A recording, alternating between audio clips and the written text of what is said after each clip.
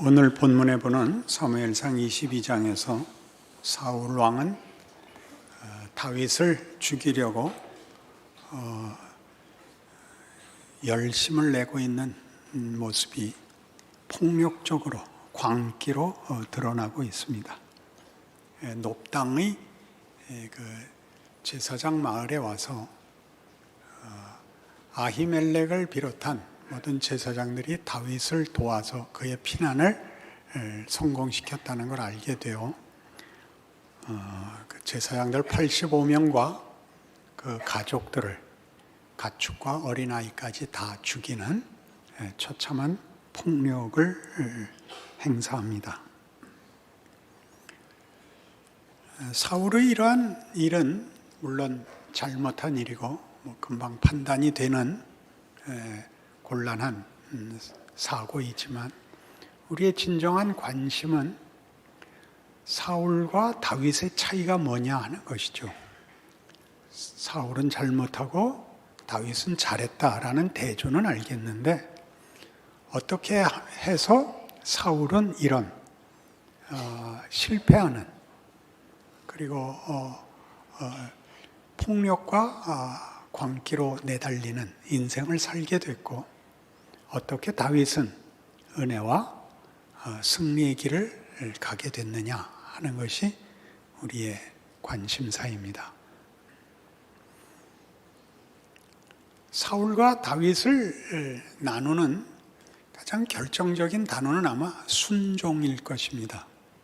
사울은 사무엘상 15장에서 아말렉을 진멸하고 아가광을 죽이고 모든 것을 진멸하라는 명령을 듣지 않습니다. 그리고 오늘 22장에서는 그 하나님께서 명령하셨을 땐 하지 않았던 일을 그의 명령도 없고 뻔히 처참한 일을 자행하게 됩니다. 그런 결과를 만든 이유는 그가 하나님을 순종하지 않은 데 있다라고 얘기합니다. 이 순종하고 순종하지 않고는 성경이 말하는 문제를 우리는 규칙화하거나 도덕화해서 순종하고 안 하고 옳고 그르고로 나누는 바람에 성경이 하고 싶은 얘기를 살짝 비켜나가게 되는 결과를 만듭니다. 이 둘의 차이, 순종과 불순종의 차이를 갈라디아서 5장에 오면 이렇게 설명을 합니다. 갈라디아서 5장 16절 신약성경 308페이지입니다. 내가 이르노니 너희는 성령을 따라 행하라. 그리하면 육체의 욕심을 이루지 아니하리라. 육체의 소욕은 성령을 거스르고 성령은 육체를 거스르나니 이 둘이 서로 대적하므로 너희가 원하는 것을 하지 못하게 하려 함이니라. 너희가 만일 성령의 인도하시는 바가 되면 율법 아래 있지 아니하리라. 육체의 일은 분명하니 곧 음행과 더러운 것과 호색과 우상숭배와 주술과 원수 맺는 것과 분쟁과 시기와 분냄과 당짓는 것과 분열함과 이단과 투기와 술 취함과 방탕함과 또 그와 같은 것들이라. 이렇게 육체의 일, 대조를 위해서 비교하자면 육체의 열매, 그리고 22절 이하에는 성령의 열매가 나옵니다. 성경은 육체에는 열매가 없다고 얘기해서 열매라고 안 쓰고 육체의 일이라고만 씁니다. 대조를 위해서 우리는 비교하기 위해서 육체의 열매라고 합시다. 육체의 열매와 성령의 열매. 육체의 열매는 하나님 없이 인간이 최선을 다하는 것, 그 결과, 그 열매, 그 일, 육체의 일. 그리고 성령의 열매는 말 그대로 하나님이 만드시는 것, 하나님만이 하실 수 있는 것. 그러니까 순종이라는 것은 자기를 누구에게 갖다 접속시키느냐 하는 문제인 것입니다. 자기가 하나님이 되고 주인이 되고 전부가 되는 자와 하나님으로부터 생명과 진리와 가치를 부여받는 자와의 대조입니다. 그러니까 사울은 이렇게 하면 안 돼 보다 더 깊이 하나님에게 접속되지 않으면 그 스스로는 선한 것을 만들 수 없고, 무엇밖에 못 만들더라. 최선을 다해서 분노와 원망과 폭력과 자멸과 살육으로 갑니다. 거기는 결과가 사망밖에 없습니다. 다윗에게는 다르죠. 다윗에겐 영생이 있는데 그 영생은 은혜로 있습니다. 사울은 은혜를 못 받았고 다윗은 은혜를 받았다. 이런 대조도, 그러니까 더 깊이 들어가서 하나님께서 그에게 하나님의 가치들을, 하나님의 생명들을 부어주는 자에게는 이런 내용들이 생기고, 하나님이 부어주지 않고 인간이 스스로 무엇을 만드는 자에게는 사망밖에 없다를 대조하는 것이 사울의 인생과 다윗의 인생의 대조인 것입니다. 성경의 설명에 의하면 그럼 누구는 은혜를 받아서 다윗이 되고 누구는 은혜를 받지 못해서 사울이 되는가? 라는 대조를 하는 것이 아니라 한 걸음 더 가서 에베소서 4장, 갈라디아서 다음이 에베소서입니다. 에베소서 4장 17절 이하를 보면, 그러므로 내가 이것을 말하며 주 안에서 증언하노니 이제부터 너희는 이방인이 그 마음에 허망한 것으로 행함같이 행하지 말라. 그들의 총명이 어두워지고 그들 가운데 있는 무지함과 그들의 마음이 굳어짐으로 말미암아 하나님의 생명에서 떠나 있도다. 그들이 감각 없는 자가 되어 자신을 방탕에 방임하여 모든 더러운 것을 욕심으로 행하되 오직 너희는 그리스도를 그같이 배우지 아니하였느니라. 진리가 예수 안에 있는 것 같이 너희가 참으로 그에게서 듣고 또한 그 안에서 가르침을 받았을진데 너희는 유혹의 욕심을 따라 썩어져가는 구습을 따르는 옛사람을 벗어버리고 오직 너희의 심령이 새롭게 되어 하나님을 따라 의와 진리의 거룩함으로 지으심을 받은 새 사람을 입으라. 누구에게 하는 얘기예요? 성도들에게 하는 얘기예요. 네가 사울이 될 수도 있고 네가 다윗이 될 수도 있다, 이렇게 얘기하는 게 아니고 너희는 당연히 다윗이 되어야 한다. 근데 그 다윗이 되어야 하는 것을 명분이나 규칙으로 알아듣지 말고 사울에게서 보여진 것 같이 하나님께 접속하여 하나님으로부터 은혜를 받지 않는다면, 하나님이 만드시는 것을 주시지 않는다면 인생이 뭐밖에 만들 수 없는가? 봐라. 네 인생에서 실컷 봤지 않냐? 그 얘기죠. 이방인이 그 마음에 허망한 것으로 행하는 것 같이 하지 마라. 헛되지어다. 하나님 없는 곳에서는 아무것도 가치 있는 것을 만들 수가 없습니다. 헛됩니다. 나이만 먹고 그냥 인생이 그냥 지나가 버린, 있으나 마나한 것이 되고 맙니다. 어느 가치도 없습니다. 세상이 말하는 유혹과 시험, 이겨야 되는 것, 잘나야 되는 것이 다 헛됩니다. 끝이 사망이기 때문입니다. 어느 가치도 없습니다. 그건 너무나 분명한 일입니다. 그때는 총명이 어두워져서 분별이 없고 무지하고 그 마음이 고집을 부리고, 그 분별이 없고 감각이 없고 무지하고 고집을 부리고 다 나쁜 쪽으로만 줄줄이 서서 자신을 방탕에 방임하고 그냥 흘려보내고, 그래서 더러운 것을 욕심내고, 이 세상은 이렇게 악하고 예수 믿는 자들은 이렇게 옳다, 이렇게 대비가 아니라 인간이라는 존재가 스스로 만들 수 있는 게 뭔가, 세상에서 실컷 보는 것, 자기 인생에서 실컷 보는 것, 그것과 하나님께서 예수로 말미암아 구원한 그의 백성들에겐 무엇을 만들려고 하는가, 무엇을 만들든가를 대조시킵니다. 다윗의 생애 속에는 우리가 부러워할 만한 여러 가지가 있습니다. 그에게는 평안이 있고 감사가 있고 그에게는 자랑이 있습니다. 사울에게는 없습니다. 그럼 사울의 생애는 늘 실패했고 다윗은 늘 순종하고 성공했느냐? 다윗도 실패한 적이 한두 번이 아닙니다. 다윗은 잘못되면 회개를 합니다. 그는 하나님께 자신을 붙들어 매는 일을 실패할 때 회복하고 하나님으로부터 주어진 것들을 그의 생애에 채우는 일을 합니다. 우리가 24장에 가면 다윗이 사울을 죽일 기회에서 사울을 살려주는 장면을 만나고 26장에서도 또 똑같은 일을 만나서 다윗은 그 보복할 수 있는 두 번의 기회를 다 사양합니다. 그리고 사울에게 말합니다. 내가 당신을 죽일 수 있었으나 죽이지 않았습니다. 내가 뭘 잘못했습니까? 사울이 이렇게 고백합니다. 너 잘못하지 않았다. 네가 옳다. 내가 더 잘났다. 그러나 사울은 거기서 왜 안 돌이킬까요? 이 얘기가 아니라 사울은 이것이 전부인 사람. 우리가 실컷 보잖아요, 세상에서. 이게 전부인 사람. 억울해서 혼자 죽을 수 없는 사람. 억울해서 가만히 있을 수 없는 사람.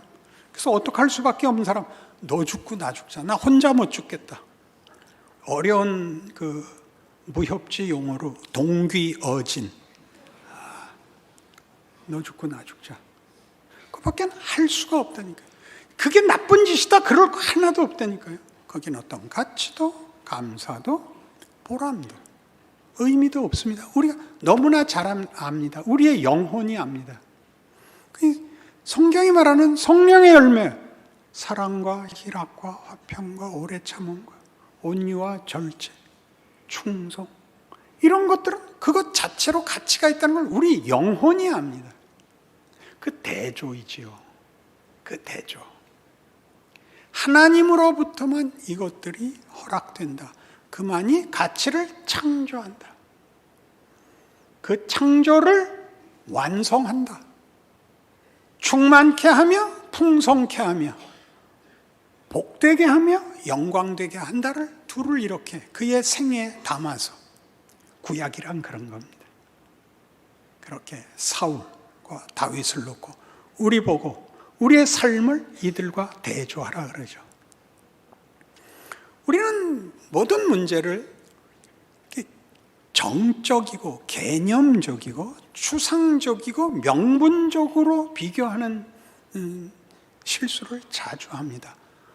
옳아서 하고 글러서 안 하고 옳은 것과 옳지 않은 것을 나누는데 우리의 영혼이 하는 말은 옳지 않은 것은 부끄럽고 더럽다 이거죠. 옳은 것들은 우리에게 영광이고 기쁨이 된다 이거죠. 그걸 하나님은 이렇게 무슨 교리나 이런 개념이나 명분으로 우리에게 제시하고 요구하고 강요하는 것이 아니라 우리의 삶에서 하나님께서 우리가 부닥치는 현실에서 묻습니다. 자, 여기서 어떻게 할래? 그게 사울에게서는 계속 자신이 선택하는 최선, 그런 권력을 가지고 우위에 있고 힘으로 상대를 때려 눕혀서 자신을 확인시키고자 합니다. 그 모든 일로 그는 스스로 상대를 죽일 뿐만 아니라 자기가 죽어나가죠. 자기가 망해 나가죠. 광기에 휩싸여 성경 표현으로는 악령에 휘둘립니다. 미치죠. 그러나 다윗은 쫓기고 억울하고 이 미친 사울의 추적을 피해야 하는 입장에 있지만 하나님이 그에게 함께 하시자 하나님이 주시는 것들로 그는 사양합니다. 뭐를? 폭력을 사양하고 보복을 사양하고 그게 또 좋은 걸 담습니다. 용서합니다. 예수님께서 십자가상에서 아버지여 저들을 사하소서 저들이 자기가 하는 일을 알지 못하나이다. 그러면 굉장한 겁니까? 한편 강도는 믿었지만 다른 한편 강도는 뭐라 그러냐면 그 강도가 오늘 나를 낙원에 가실 때 나를 기억하옵소서라고 하자 야 십자가에서 죽는 사람한테 뭘 비냐? 너도 저주하고 되져라. 시끄럽다. 그 자리에서 그렇게밖에 말할 수 없는 자리에서 예수님만 이 말을 하실 수 있다고요. 아버지여 저들을 사하소서. 그 십자가는 희생하고 억울한 자리에 하나님이 우리를 위하여 수모를 감수한 정도가 아니라 수치와 죽음이 그를 다 누를 수 없었다는 것을 보이는 자리입니다. 그럼 거기서 아버지여 저들을 사하소서라고 말씀하실 수 있는, 선포하실 수 있는 분인 겁니다. 우리가 가시관 씌우고 채찍으로 때리고 십자가에 못 박아 죽이는 자리에서 마음껏 조롱을 하고 받는 자리에서도 이 말을 하실 수 있는, 이 선언을 하실 수 있는 분인 겁니다. 이 십자가의 놀라움이죠. 세상에서는 실컷 보복한 자리, 실컷 몰아 죽음으로 넣은 그들의 승리의 자리에서 상대방이 굴복했다고 생각하는 자리에서 상대방은 굴복되지 않습니다. 그는 거기서 영광을 받으시며 승리하시며 그의 창조주 되신, 구원자 되신 권위를 남김없이 드러내십니다. 그게 신자의 생애라는 거죠. 그 사울이 될래 다윗이 될래를 우리에게 물을 때는 운명적인 얘기를 하는 것이 아니라 뭐가 가치 있고 뭐가 진정한 신자된 내용인가를 분별하라는 것입니다. 그래서 우리의 인생 속에 매일같이 이 질문이 매번 걸립니다. 자식들 앞에서, 이웃들 앞에서, 우리가 몸담고 있는 사회 속에서 이 원망, 이 분노로 만나는 현실, 세상이 우리를 늘 볶는, 너 내 말 안 들으면 죽어, 너 내 말 안 들으면 망해, 그 위협과 협박과, 아니 실제적인 피해 속에서 성경은 계속 그거는 걱정하지 마라, 너는 내가 너희에게 가르쳐 준 거 해라, 너희는 모두를 용서해라, 너희는 덕을 세우는 말을 해라, 이렇게 나오는 겁니다. 계속 볼까요? 에베소 4장 25절 오시면, 그런즉 거짓을 버리고 각각 그 이웃과 더불어 참된 것을 말하라. 이는 우리가 서로 지체가 됨이라. 분을 내어도 죄를 짓지 말며 해가 지도록 분을 품지 말고 마귀에게 틈을 주지 말라. 도둑질하는 자는 다시 도둑질하지 말고 돌이켜 가난한 자에게 구제할 수 있도록 자기 손으로 수고하여 선한 일을 하라. 무릇 더러운 말은 너희 입 밖에도 내지 말고 오직 덕을 세우는데 소용되는 대로 선한 말을 하여 듣는 자들에게 은혜를 끼치게 하라. 하나님의 성령을 근심하게 하지 말라. 그 안에서 너희가 구원의 날까지 인치심을 받았느니라. 너희는 모든 악독과 노함과 분냄과 떠드는 것과 비방하는 것을 모든 악의와 함께 버리고 서로 친절하게 하며 불쌍히 여기며 서로 용서하기를 하나님이 그리스도 안에서 너희를 용서하심과 같이 하라. 자, 진심과 책임의 문제입니다.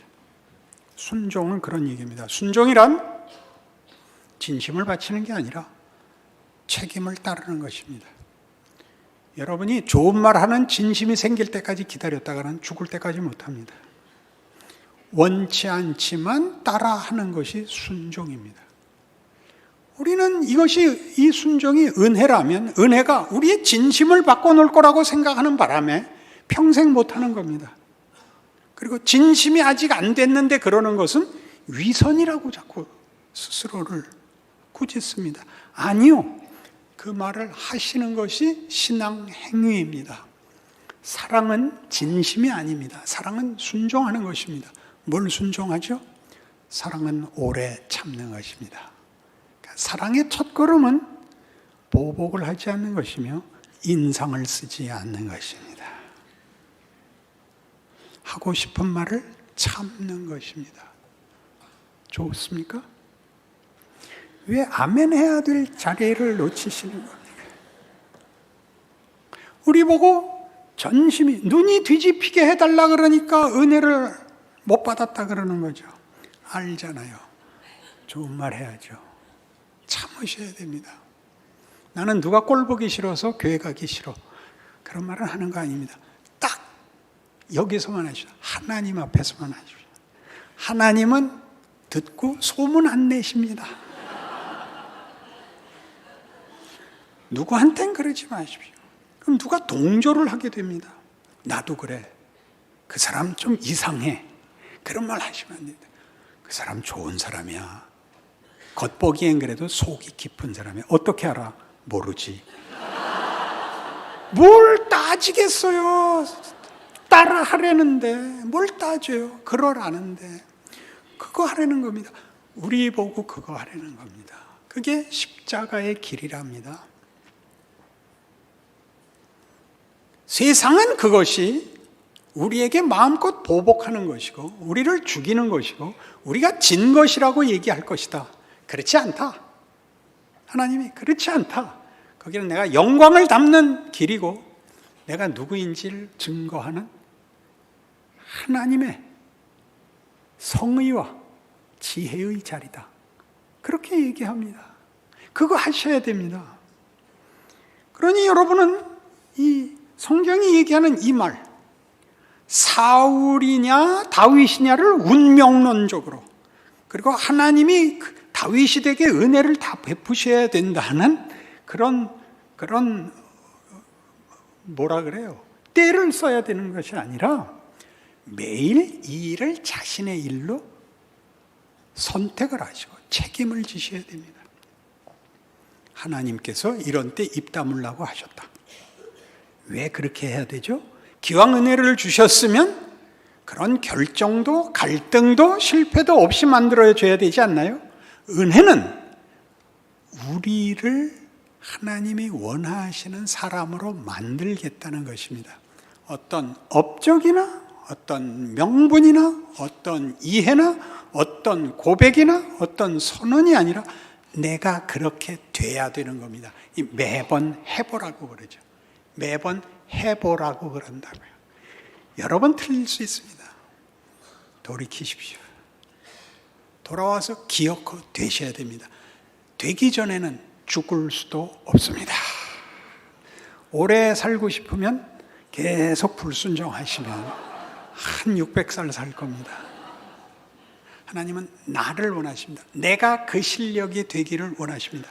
그것이 성경 내내 있는 성경의 강조점들입니다. 그러니까 에베소서 5장 8절에 가보십시오. 너희가 전에는 어두움이더니 이제는 주 안에서 빛이라. 빛의 자녀들처럼 행하라. 빛의 열매는 모든 착함과 의로움과 진실함에 있느니라. 주를 기쁘시게 할 것이 무엇인가 시험하여 보라. 너희는 열매 없는 어둠의 일에 참여하지 말고 도리어 책망하라. 이런 말들이 너무나 분명한 성도들에게 주어진 신앙 행위들 아닙니까? 그 실력이 진심이 충만해져서 흘러나오는 것이 아니라 은혜가 우리를 이리로 불렀기 때문에 하나님께 우리를 접속시키는 방법으로 순종을 택하는 것입니다. 해보는 것입니다. 하면 실력이 생깁니다. 하면 안 하면 안 생깁니다. 가장 중요한 문제입니다. 그래서 우리의 인생이 있습니다. 매일의 인생이 있습니다. 하루하루에 반복되는 일상 속에서 조금씩 더 낮게 굴어야 됩니다. 자식에게 대해서도 이웃에 대해서도. 그것은 다만 선행이 아니며 감동적이라는 것이 아니라 우리 속에서 나오는 하나님 없는 자들의 반응과 비교되는 하나님의 반응으로 나를 몰고 가는, 묶고 나가는 일로 매일 반복적으로 찾아와 나를 훈련시킵니다. 그게 은혜입니다. 그 은혜가 나를 만들어서 완성의 자리로 끌고 갈 것입니다. 그건 너무나 성경에서 반복적으로 요구하는 권면이라서 외면할 수가 없습니다. 로마서 6장에 가시면 6장 15절, 로마서 6장 15절. 그런즉 어찌하리요? 우리가 법 아래 있지 아니하고 은혜 아래 있으니 죄를 지으리요? 그럴 수 없느니라. 너희 자신을 종으로 내주어 누구에게 순종하든지 그 순종함을 받는 자의 종이 되는 줄을 너희가 알지 못하느냐? 혹은 죄의 종으로 사망에 이르고 혹은 순종의 종으로 의에 이르느니라. 하나님께 감사하리로다. 너희가 본래 죄의 종이더니 너희에게 전하여 준 바 교훈의 본을 마음으로 순종하여 죄로부터 해방되어 의에게 종이 되었느니라. 너희 육신이 연약함으로 내가 사람의 예대로 말하노니 전에 너희가 너희 지체를 부정과 불법에 내주어 불법에 이른 것 같이 이제는 너희 지체를 의에게 종으로 내주어 거룩함에 이르라. 너희가 죄의 종이 되었을 때는 의에 대하여 자유하였느니라. 너희가 그때 무슨 열매를 얻었느냐? 이제는 너희가 그 일을 부끄러워하나니 이는 그 마지막이 사망임이라. 너무나 명백하죠. 그때 우리가 무슨 열매를 얻었습니까? 여러분, 화를 내면 뭐가 돌아옵니까? 화를 내면 상대가 회개를 합니까? 화를 내서는 회개하지 않습니다. 화를 내면 보복이 돌아옵니다. 그 보복을 받은 자는 어떻게 합니까? 죽여버립니다. 죽이면 어떻게 됩니까? 자신도 죽습니다. 누구를 죽이려면 사망을 자기가 먼저 삼키지 않고는 사망을 만들 수가 없습니다. 세상은 그래서 모두를 죽입니다. 우리만 다릅니다. 우리는 우리 자신을 살릴 뿐 아니라 그래서 상대를 살립니다. 하나님이 일하시는 십자가의 방법입니다. 하나님은 우리의 행한 대로 갚지 아니하시며 우리의 처지대로 벌하지 않습니다. 그는 우리 아버지시며 우리에게 은혜를 베푸사 우리로 하나님의 영광에 찬송이 되게 하시기를 원하십니다. 이 길이 매일 우리에게 훈련으로, 증언으로, 하나님의 일하시는 기적으로 이 세상에 빛을 발하도록 우리의 인생이 주어져 있습니다. 이 길을 가셔야 됩니다. 다시 볼게요. 15절. 그런즉 어찌하리요? 우리가 법 아래 있지 아니하고 은혜 아래 있으니 죄를 지으리요. 은혜가 죄를 못 짓게 하는 기계적 장치가 아니라 은혜가 우리로 선택을 하게 하죠. 비교하게 하죠. 분별하게 하죠. 해보게 합니다. 그래서 사망에 이르는 길도 우리가 해보고 그거 아니다. 은혜가 만드는 영생의 길로 가겠다라는 자발성과 결정과 그 실력을 만드는 일을 위하여 하나님이 오래 참으시는 중에 우리의 인생을 각각의 생애를 하나님이 허락하십니다. 은혜가 주어졌으니 아무 것을 안 해도 운명적으로 승리의 길을 가는 것도 아니고 매일 갈등과 도전과 긴장과 그 불안 속에 있을 수밖에 없습니다. 거기서 훌륭한 일을 선택하는 자랑, 그 훌륭한 일을 해보는 자랑, 그것이 열매를 맺는 것을 보는 기쁨, 이것이 신자의 현실이며 하나님이 일하시는 하나님의 방법이라고, 부활의 길이라고 성경이 증언하는 것입니다. 이 길을 걸으셔서 원망과 보복에 빠지지 마시고 너 때문이야, 누구 때문이야, 마지막엔 하나님 때문입니다 까지 오는 모든 원망을 거두시고 우리를 부르신 하나님의 위대하신 부름의 목적지를 우리 보고 가서 우리로 그 영광을 만들라고 격려하시는 하나님의 은혜를 매일의 힘으로, 지혜로, 자랑으로 삼으셔서 다른 사람에게서 예수 믿는 감격을 듣지 마시고 여러분의 생애와 여러분의 입술로 항복하는 그런 신자 되시기 바랍니다. 기도하십시다. 하나님 아버지 은혜를 감사합니다. 우리가 불평하는 현실이 하나님께서 은혜를 베푸시고 우리를 만드시는 기적의 기회라고 믿습니다. 순종하여 우리의 생애를 주 앞에 바쳐 명예와 자랑과 영광으로 가겠습니다. 넘어지면 다시 일어나겠습니다. 돌아서겠습니다. 기도하겠습니다. 하나님이 놓지 않으신다는 건 믿습니다. 최후의 승리를 바라보고 하루만큼씩 기쁘게 그리고 위대하게 걷겠습니다. 예수님 이름으로 기도합니다. 아멘.